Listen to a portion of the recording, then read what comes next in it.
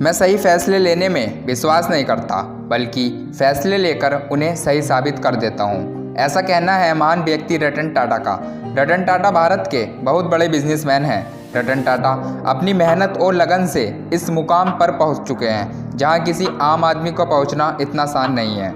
असफलताओं से सीखना, लोगों की बातों पर ध्यान न देना, अपमान का बदला सफलता से लेना, सिर्फ यही बातें रतन टाटा को सबसे अलग बनाती हैं। रतन टाटा को तो हर कोई जानता होगा, लेकिन इस वीडियो में हम आपको रतन टाटा के कुछ ऐसे किस्से बताएंगे जो आप शायद ही जानते होंगे। तो चलो शुरू करते हैं। रतन टाटा का जन्म 28 दिसंबर 1937 को भारत के सूरत शहर में हुआ था। रतन टाटा नवल टाटा के बेटे हैं और उनकी माताजी का नाम सोनू था। इसके अलावा उनका एक छोटा भाई भी है जिसका नाम जिमी है। जब रतन टाटा 10 साल के थे, जब ही उनके माता पिता एक दूसरे से अलग हो गए थे। उसके बाद उनका पालन पोषण नवजभाई टाटा ने किया। रतन टाटा ने अपनी स्कूली पढ़ाई मुंबई के कैंपियन स्कूल से पूरी की। फिर उन्होंने हार्वर्ड बिजनेस स्कूल से सन 1975 में एडवांस मैनेजमेंट प्रोग्राम पूरा किया। भारत वापस आने के बाद रतन टाटा ने स्टील शॉप पर काम किया जो टाटा ग्रुप के अंडर में आती थी। ऐसे ही काम करते करते रतन टाटा और समूह ग्रुप के साथ जुड़ते गए।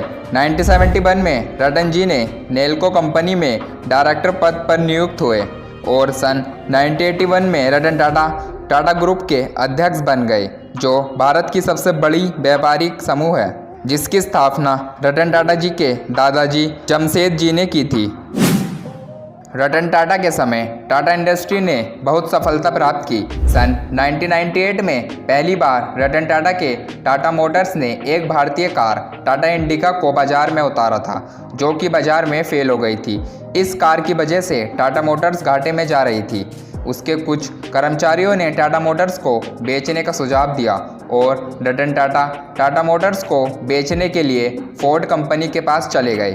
फोर्ड कंपनी के मालिक विलियम फोर्ड ने टाटा की बहुत बेइज्जती की और कहा, जब आपको इसका ज्ञान नहीं है तो आप कार क्यों बनाते हो।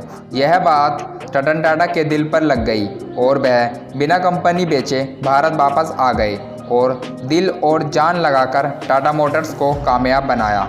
फिर कुछ सालों बाद फोर्ड कंपनी लॉस में जा रही थी और बिलफोर्ड ने अपनी लग्जरियस कार लैंड रोवर और जैगवार को बेचने का प्रस्ताव टाटा के सामने रखा और कहा, आप हमारी कंपनी खरीद कर हम पर बहुत बड़ा एहसान कर रहे हैं। इससे पता चलता है रतन टाटा अपमान का बदला सफलता से लेते हैं। इसके बाद रतन टाटा ने एक छोटी कार नैनो, जो भारत में बनी है, मार्केट में उतारी, जो भारत के इतिहास में सबसे सस्ती कार थी। आज के टाइम में टाटा कंपनी हर एक छोटी मोटी चीज़ बनाती है। टाटा ग्रुप के अंदर 110 कंपनी आती हैं, जिसमें टाटा चाय से लेकर 5 स्टार होटल तक, कार से लेकर एरोप्लेन तक, सुई से लेकर स्टील तक सब बनाते हैं। रतन टाटा का बिजनेस भारत में ही नहीं बल्कि अन्य विदेशों में भी स्थापित है। रतन टाटा को 3 बार प्यार भी हुआ, लेकिन कभी शादी नहीं की। रतन टाटा हर महीने 90 से 150 करोड़ रुपए कमाते हैं, जिसमें से वह अपनी कमाई 70% हिस्सा चैरिटी फाउंडेशन में दान कर देते हैं। दुनिया में बहुत कम ही लोग होते हैं जो दूसरों के बारे में सोचते हैं। गरीब बच्चों के चेहरे पर मुस्कुराहट लाकर ही रतन टाटा खुश रहते हैं। इसी के कारण रतन टाटा को भारत सरकार द्वारा सम्मानित भी किया गया है और उन्हें बहुत से अवार्ड भी मिले हैं। रतन टाटा के बारे में यह जानकारी आप